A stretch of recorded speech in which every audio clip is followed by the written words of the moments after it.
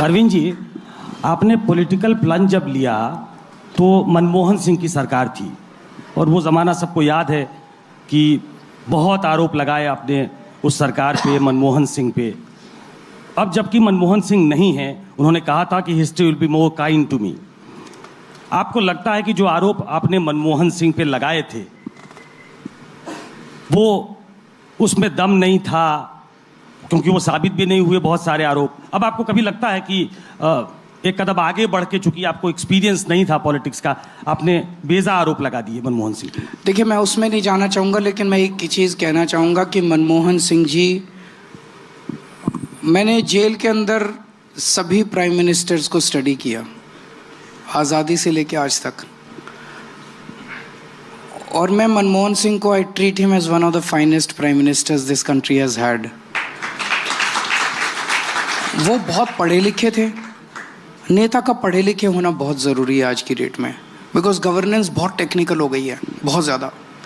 वो बहुत पढ़े लिखे थे, ईमानदार थे, नीयत साफ थी, और जिस तरह से वो न्यूक्लियर डील उन्होंने डील की, उन्होंने अपनी सरकार दांव पे लगा दी। सरकार बचे ना बचे, मैं देश के लिए न्यूक्लियर डील करवा के लाऊंगा। मैं उनकी बहुत इज्जत करता हूँ। बाकी स्पेसिफिक्स में मत जाइए, क्या बोला गया क्या नहीं बोला गया, इतिहास में बहुत सारी चीज़ें हैं, सब कुछ डिस्कस नहीं होगा। शीला जी दिल्ली में 15 साल तक मुख्यमंत्री थी, आज वो नहीं है।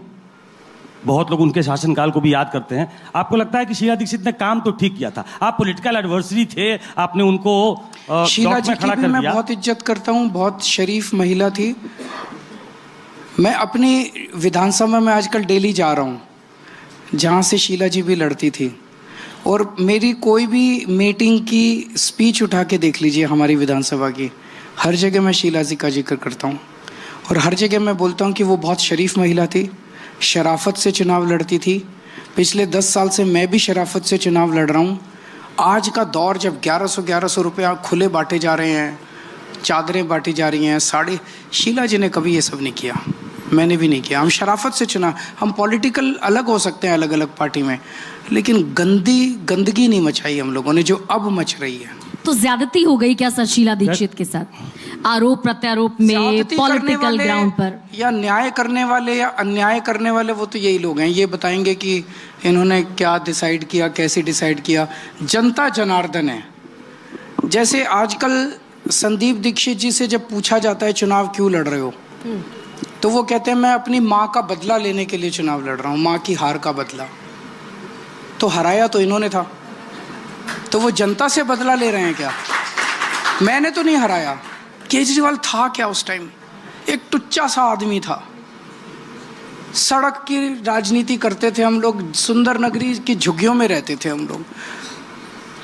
इन लोगों को पता नहीं क्या दिखा मेरे में, इन्होंने जिता दिया। मेरे में तो कुछ था ही नहीं।